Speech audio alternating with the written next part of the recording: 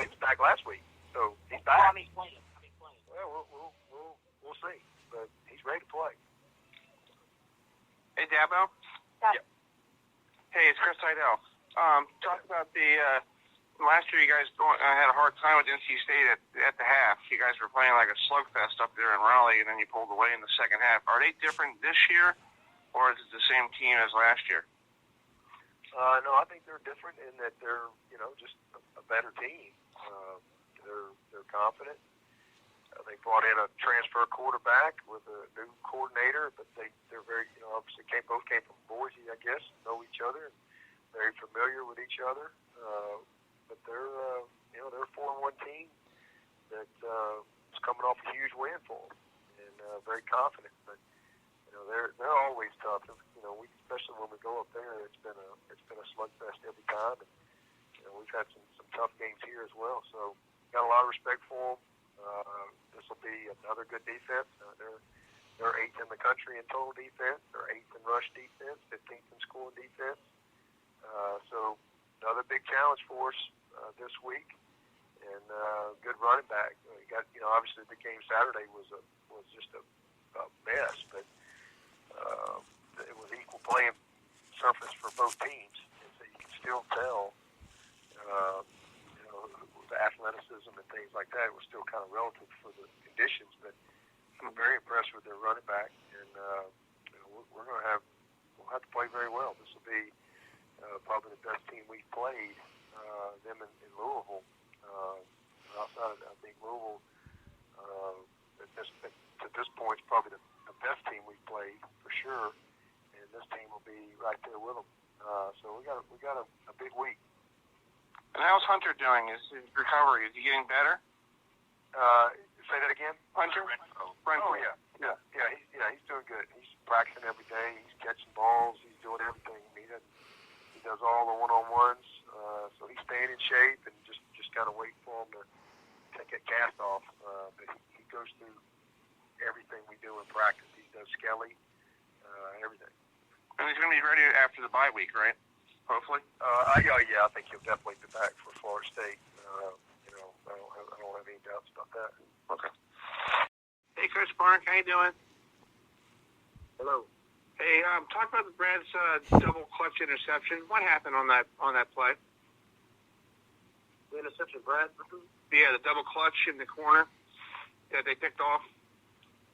Double clutch. It was a high angle flag route. It was kind of a guy was playing outside leverage, and we were running a flag route, kind of a post corner type route, and just really a ball that probably should have been thrown in the stands, but or at least thrown over the top of the defender instead of throwing it out in front of him. And then the other thing too is our receivers got to learn that in a situation like that to play some defense too. Because from time to time that'll happen. But just bad leverage on that route as far as the defender being in good position. And at that moment, probably should have just thrown it out of that end zone. Did it seem like it was like a momentum changer right there? Well, what do you think? I think so. I think it was. Yeah, I do too. Anytime you throw a pick in the red zone, there's an opportunity for points. It definitely is a momentum changer, no doubt. Uh-huh. Herb FM Radio, Baltimore, Maryland. Hey, Coach Kelly, how you doing? Good, thanks.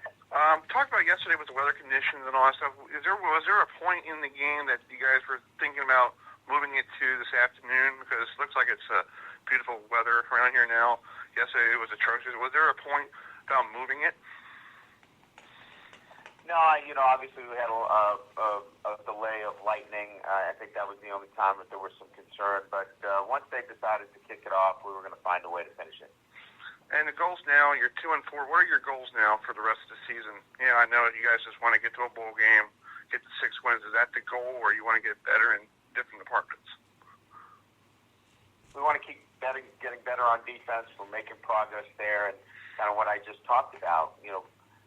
Close out games. We're doing some good things on offense. I like our personnel. I like what we're doing. But we just lack that ability right now, that maturity, that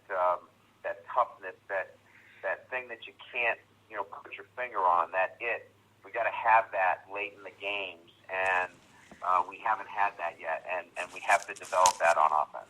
So developing that on offense, continue to grow on defense, those are the immediate goals. And with Stanford coming to town, that's a big rivalry game. What do you guys want to do to keep Stanford? I know that today's Sunday. You got to get ready for the next week. What do you see with McCaffrey? He's not running the ball like he did last year, but he's still effective. So what do you guys have to do to keep him from not giving you a problem? We have a lot of respect for David Shaw and Stanford and obviously what they've been able to accomplish as a program. And, for us, it's really working on the things that I've been talking about in both sides of the ball. And, I'm sure that they're focused on them. And, again, it gives us an opportunity to get better this weekend, and that's all we're focused on. Thanks, Brian. Yep. Defense has handled some really, really challenging situations and stepped up. We need to tackle better. We're tackling too high. Sometimes we assume the guy's down. He's not. We got to get that cleaned up. Going into the bye week, that will be a really big focus for us.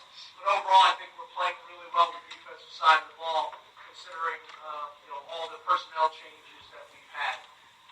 Offensively, although we put up some good numbers and did some good things, I think our offensive line is getting more physical, and that's going to be important for us moving forward. I thought we matched up well against this team on the O-line and the D-line. And the games that we've matched up well, I think we've had success.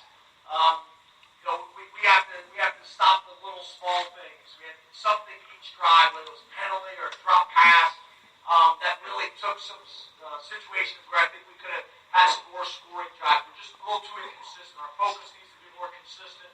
Our strength needs to be more consistent. Those types of things. So good position going into the bye week. On special teams, I thought making sure that 4 likely didn't have a significant impact in the game was big. I thought for the most part that we did that. I thought that we've been kicking left corner. Worked this week about kicking across the field. And I thought that was helpful for us. Kind of threw them off a little bit. So we're not so predictable in that situation. Gilligan had an injury this week for practice. Thought he could tough through it and wasn't hitting the ball the way he's capable of. So Danny Pasquarello went in. Huge for us. We haven't had that type of depth in the past. So the fact that Danny could go in there and get the job done and do a good job was big for us because when the weather started getting a little bit nasty and either offense was doing a whole lot, it became a field position game. So that was big for us, for Danny to get in there and do that. So overall, very happy with the win.